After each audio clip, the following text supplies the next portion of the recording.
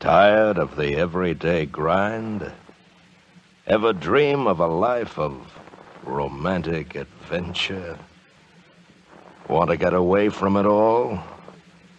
We offer you Escape. Escape, designed to free you from the four walls of today for a half hour of high adventure.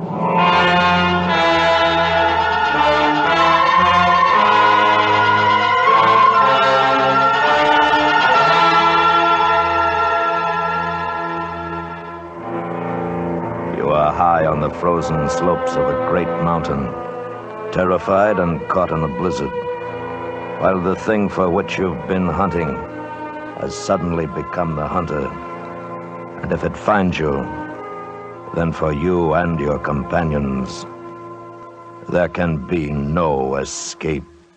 So listen now as Escape brings you Anthony Ellis's exciting story, The Abominable Snowman.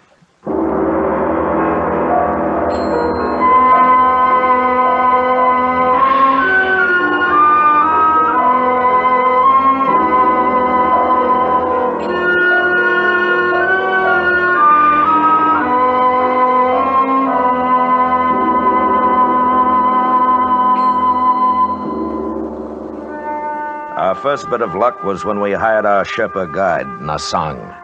That was in Darjeeling. When I told Nasang what we were after, he hesitated for a moment. And then he said, "The Sahibs have not come to climb Shomolungma?" "Oh, no, we're a little late for that. It's already been done.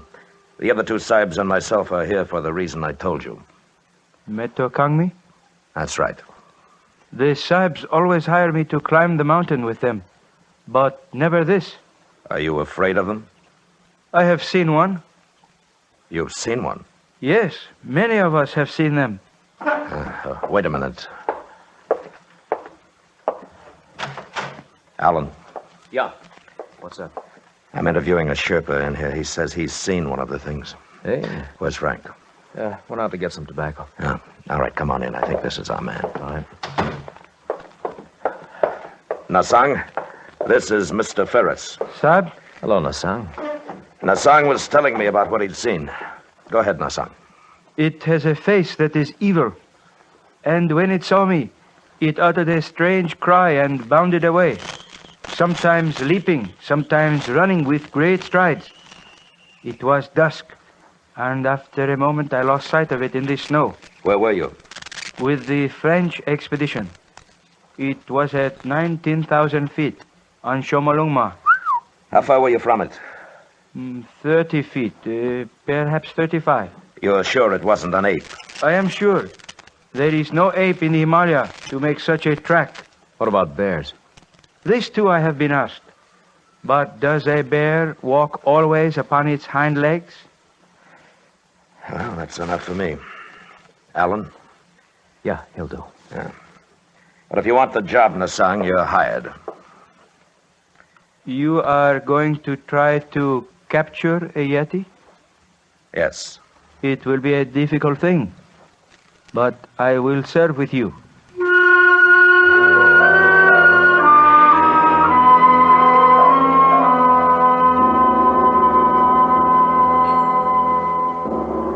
Yeti, Wild Man, Netokangmi, Abominable Snowman.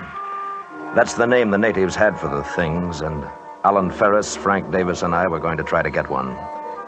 We'd all done some climbing, but climbing was secondary here. Expeditions since the beginning of the 20th century had heard of the Abominable Snowman, observed their tracks, and one or two white men claimed to have seen them. Great ape, bear, monkey, wild men. We didn't know, but we were going to find out.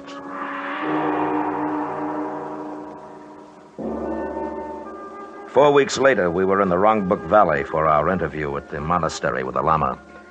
The journey from our base had been uneventful, the weather was good, and our spirits were high. From the Lama's window, we could see the great peak of Everest in the distance.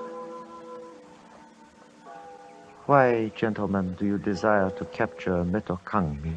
Because, sir, we believe it will be an invaluable aid in our prehistoric research. That is, if these things are in any way human.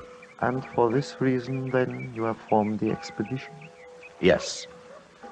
You are all familiar with climbing? Yes, we are. You would need to be. The Yeti move at high places, dangerous places, so my people tell me. Also, the monsoons are arriving in a short time. I understand that. Then do we have your permission to investigate in the valley and beyond? You have my permission. Oh, thank you. Appreciate it. There is one point, however. I must request that no wild animal or being in this valley be shot. Our religion does not allow it. We'll respect your wishes, sir. Now, may I ask you one more thing? Of course, my son. Do you believe in the existence of Metokangmi? I myself have never seen them, but I know that they live here, above the valley, on the goddess mother of the world. It is also true that at least 5, and possibly more, inhabit the upper Rongbuk and its glaciers. Thank you. Do you have porters? Our guide Nasang is hiring them now. Yeah. I trust that he meets with good fortune.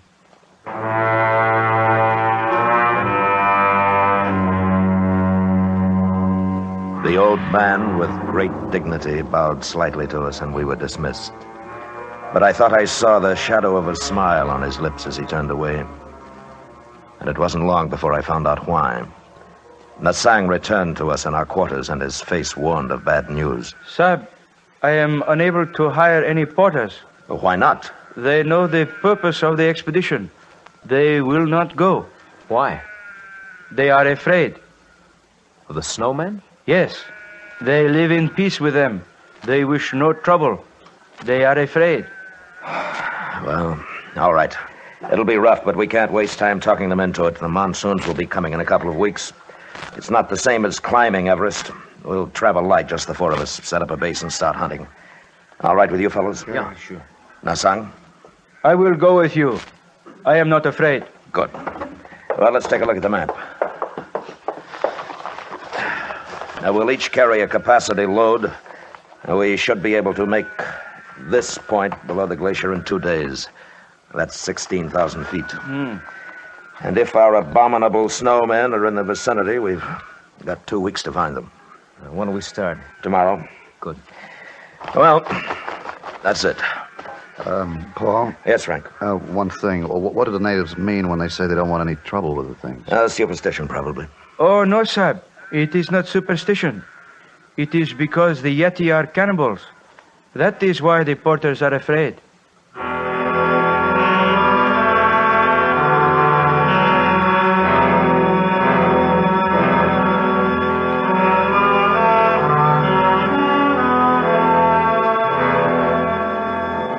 The weather turned ugly the day we left the village. A cold Tibetan wind blew down from the west, and with our heavy packs, it took us much longer than we'd thought to arrive at the point just below the Rongbuk Glacier.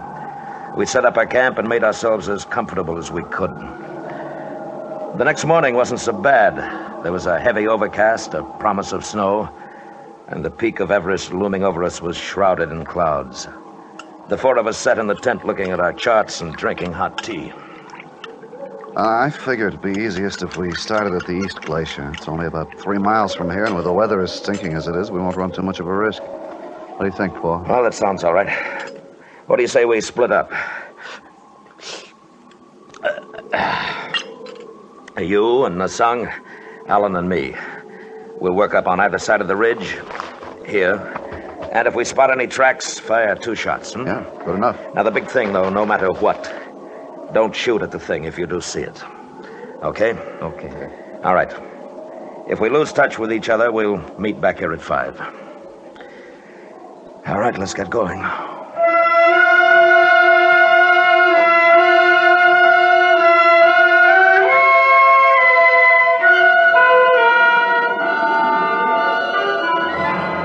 We'd left the base at 6 that morning, and the going was rough. Alan was pretty well shot by the time we got to the 17,000-foot mark. He was having a tough time breathing, and the wind had come up again. And with it, a fine, powdery snow that blinded and choked us.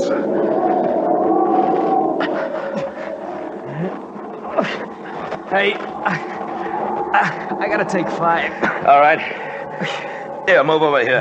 Might cut some of the wind. Oh, that's better. Oh, we might as well start back for the base. We couldn't see anything in this anyhow. You know, right now, I don't care whether we do or not. This is good weather. Wait until the monsoons start. No, not me. Oh, I'm cold. I've never been so cold in all my life.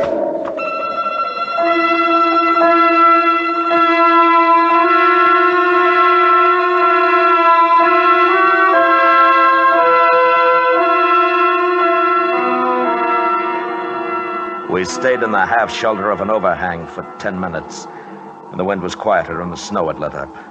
I noticed that the tracks we'd made coming into the shelter were gone now, but we didn't have any worry finding our way back. I figured that Frank and Nassang had met pretty much the same thing on their side of the ridge, and we'd meet them at the base. So Alan and I picked ourselves up and started off. Boy, I thought I was in pretty good shape, but up here, boy, I'm nothing. Paul, I'm tired again. We'll just take it easy going down. You haven't got frostbite, have you? No, not yet, but...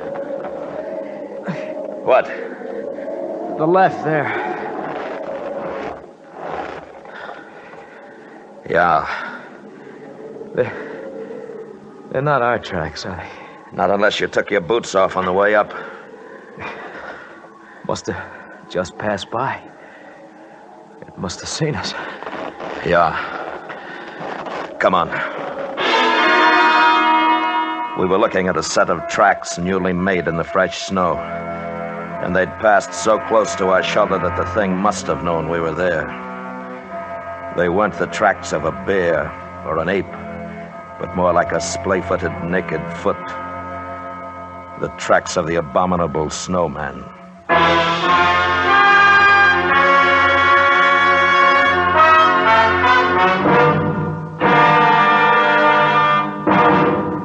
We will return to Escape in just a moment, but first, 30 million school children make their way back to class this year. There are just 10 million too many for existing school facilities. Contact Better Schools, 2 West 45th Street, New York 19, for information on ending this menace to America's educational standards. And now, back to Escape.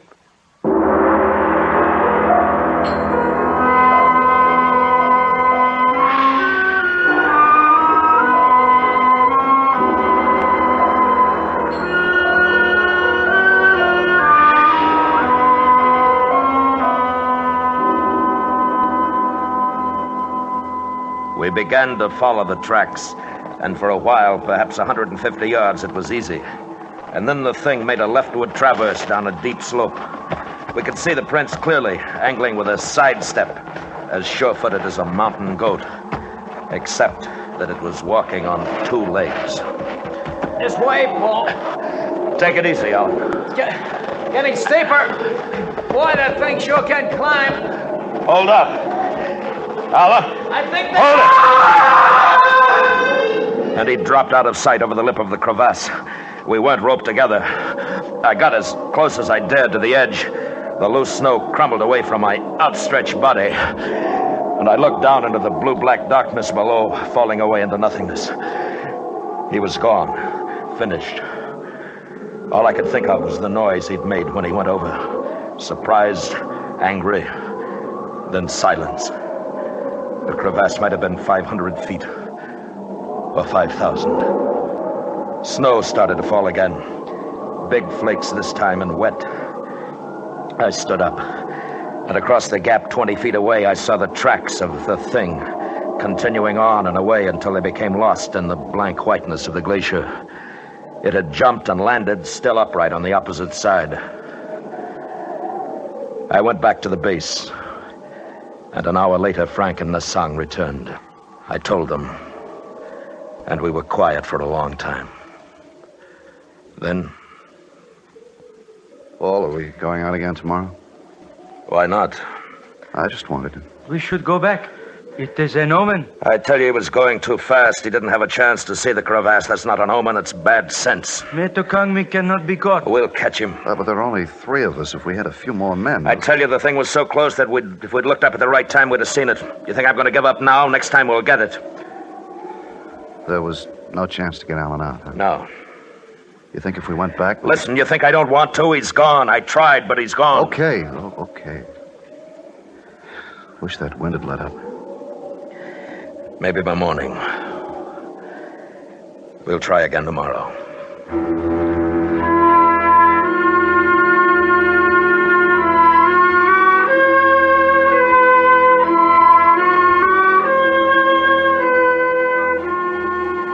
It was cold that night, and somehow colder because Alan was gone. I heard Frank tossing around, and I knew he was thinking about a body broken and lonely, lost somewhere in a deep and dark place. In the morning, the 3 of us packed our gear, camera, food. It was a light pack, and we started up again. This time to a crest above the ridge. It was tougher than it looked, and we weren't even halfway up before we had to rest. And as I looked to the west, I saw clouds boiling up. Not white, but somber, threatening. And below, the valley looked grim, ugly gray. And then the sun was gone. And we kept on going up.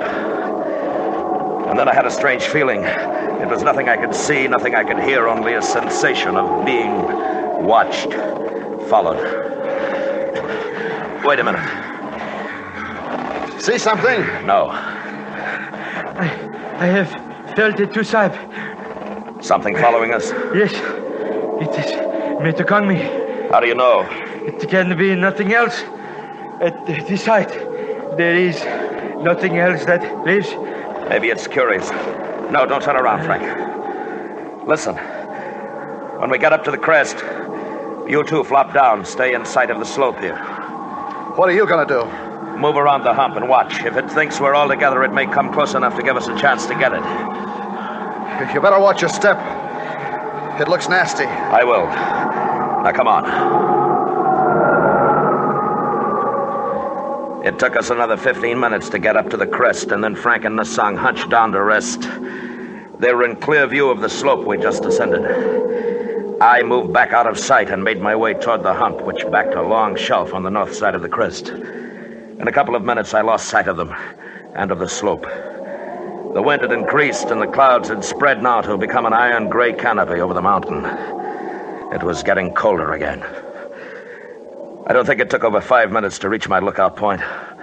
And when I did, I had a perfect view of the ground we'd covered. There was nothing there. The men were out of sight. And I waited. A minute. 2. There was nothing. Until...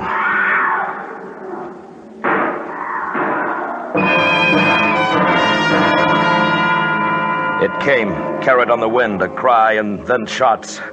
I scrambled back to where I'd left them. And when I got there, Frank was lying on his back. And I couldn't look at what was left of his face. There were terrible deep rents in his clothing, and he was dead. Nasang lay huddled a few feet beyond, a gun in his hand. Sahib. What is it? What? Metokangmi came from behind us. Before I could draw the gun, it had killed. Then it sprang at me. It is strong, Sahib, with the strength of 10 men. All right, can you sit up? My leg, it struck at me, my leg broken. I shot at it, but I missed. It jumped away and was gone. Okay. We'll have to figure out a way to get you down. We were 4 hours from camp, and with Nasang practically helpless, it could well be 4 days or never. I buried Frank where he was lying, then began to work down the slope. Nasang was in great pain. He half slid and crawled as best he could. That part of it wasn't too bad. Then we were at the bottom, and there was a ledge to climb. It took well over 2 hours to do that, and we still had 3 miles of difficult terrain to cover. The stops became more frequent. Sahib, leave me here. Go back. No. My leg is frozen. There is no feeling anymore. I shall not live much longer. Don't be a fool. After a rest, you'll be able to go on. Soon the night comes. If we are both caught here, we both die. There will be snow, much snow. Leave me, sir. No, we're going back together. Please, let me sleep. Let me sleep here. I cannot go on. You've got to, Nasang.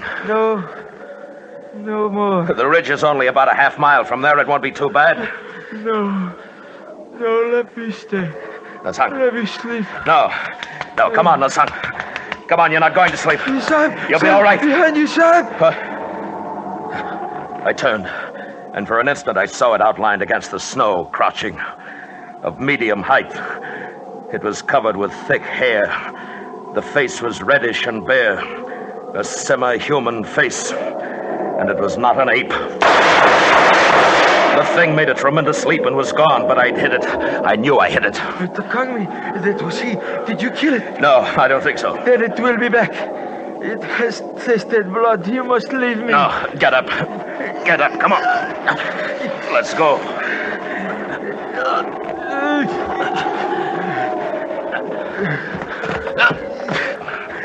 Nasang! I'm very sorry, Sahib. Will you ask the Lama to make a prayer for me? Sure I will, Nasang, but... Give my pay to my wife in Dagonhills. I'm sorry, Sahib.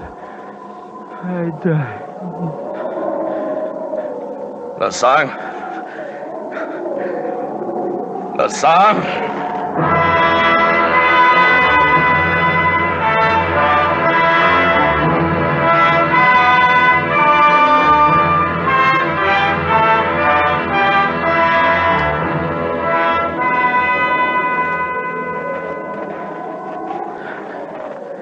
And the darkness came, and with it shadows in the snow.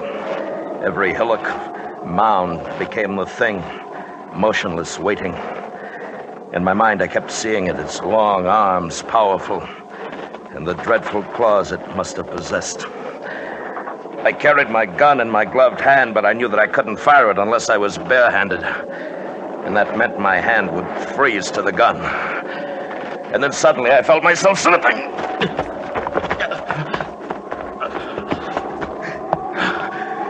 It was a short incline, but when I reached the bottom, the gun was gone. I'd lost it. I've got to find it. I've got to find it. And I saw a glint of metal in the snow 10 feet away. And at the same time, above me at the top of the bank, the thing. It stood swaying a little, looking down at me. I moved slowly, inched my way toward the gun. And as I drew closer, I kept my eyes looking up. But it didn't move, only stared down at me. And I thought I saw its little eyes glittering. And I thought, if the gun's frozen now, if it's frozen, it doesn't fire. And I was nearer to it, near enough to take off my glove. But that moment in which I'd have to bend to pick it up, that's when it would leap down at me, tear my throat out, tear, and I had the gun and I pulled the trigger.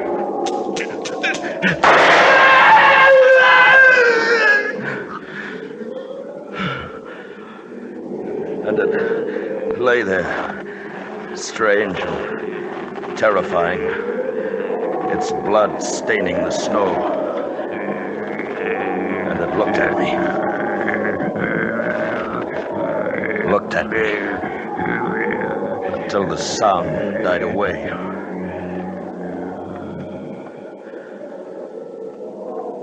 It was dead, but the eyes kept on staring. It must have been the shots that loosened the snow and ice on the ridge above. I heard the sound, and I ran. Run!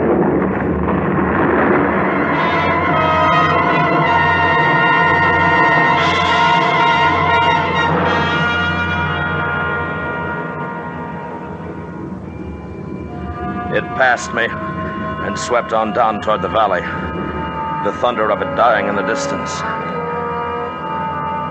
And when I went back, there was nothing there.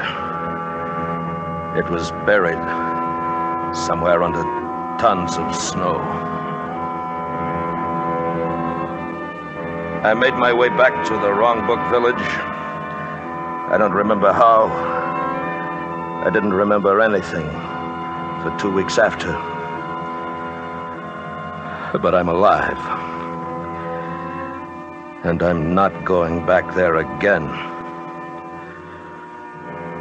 That's all I know. Or want to know about the Abominable Snowman.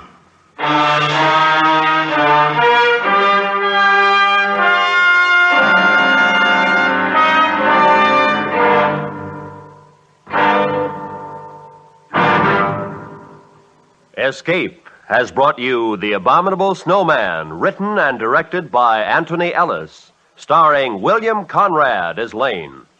Featured in the cast were Anthony Barrett, Hy Averback, Jack Crucian, and Edgar Barrier.